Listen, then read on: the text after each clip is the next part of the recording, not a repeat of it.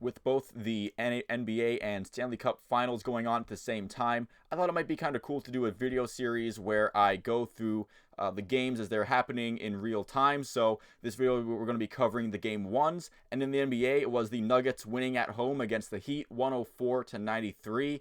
Jokic and Murray, they did not get blinded by the bright lights of the finals at all. Nikola Jokic with a triple-double and Jamal Murray with a 26-point double-double. So they definitely put up their end of the bargain with their team, and they are the ones who ended up getting the win in game one.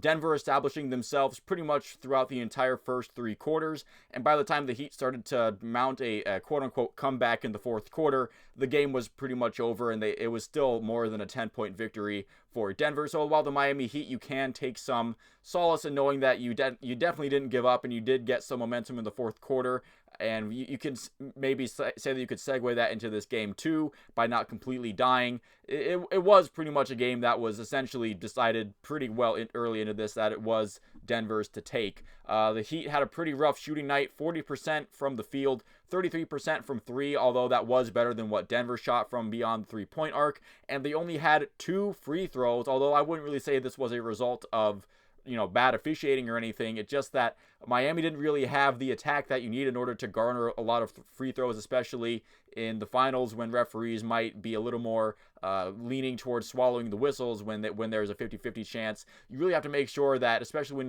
it might be working against you, that you're on the road. Even though it shouldn't, it still sometimes feels like it might be a factor. You're on the road. It's the NBA Finals. You definitely need to make sure that you're definitely it has to be an undeniable foul call, and in order to have that, you have to be the aggressor. You have to be on the attack, and I don't think Miami was doing that well enough in order to get more than 2 free throws, to be honest. It wasn't all terrible for Miami though. Bam Adebayo put in a pretty decent game, but you're going to need a lot more from the rest of the starting five, not just from Jimmy Butler. I have no words about him at all. He's going to pick it up at some point in this series, and he's going to put the team on his back during stretches of this finals run.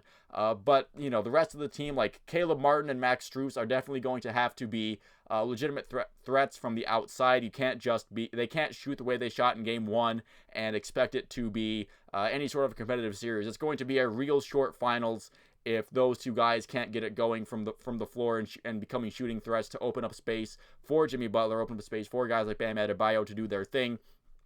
So right now, game 2 is tonight at 8 o'clock in Denver, and the Nuggets, they're looking pretty unstoppable with Jokic and Jamal Murray leading the way, but we have seen this Heat team just kind of defy all the odds and throw all the past logic you've known out the window, especially if Jimmy Butler just goes off for an insane game. We've seen him just put the Heat on his back and have them refuse to lose. So it's going to be interesting to see how Miami responds tonight.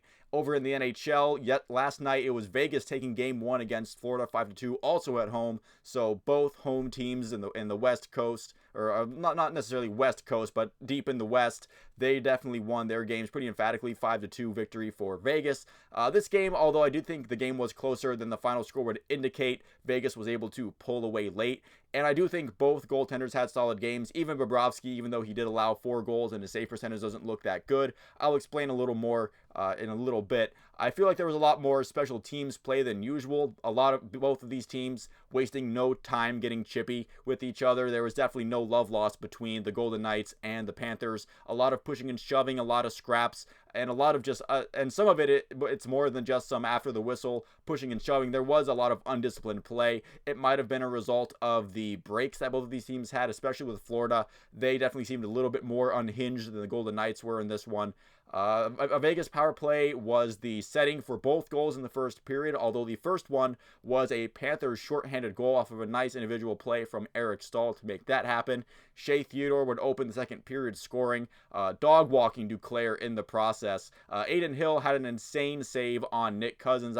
It was just nothing separating him from a goal besides Aiden Hill's outstretched hockey stick at the very last second, and Alex Pietrangelo blocking Cousins' shot right after was also a thing of beauty from the Golden Knights there. Although Anthony Duclair would get the equalizer, so he would make up for getting walked by Theodore, although it wasn't necessarily his fault because Duclair was ailing after blocking a shot. But Anthony Duclair would get a goal back in the last minute of the second period to even the game up. So in the third period, it's tied 2-2. Whole new hockey game, and it would be White Cloud getting what would be the eventual game winner about 7 minutes into the third. Goalie Bob, I mentioned earlier that I thought he played well, but he was really unable to get around the screens that Vegas was setting. The Vegas Golden Knights were setting some extremely hazardous screens in front of goalie Bob, and they were able to get the right shots around them.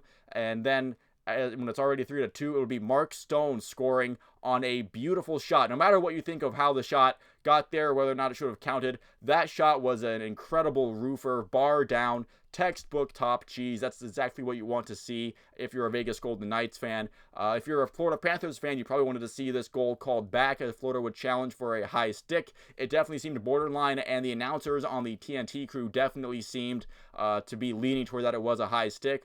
But the officials, the call stood on the ice.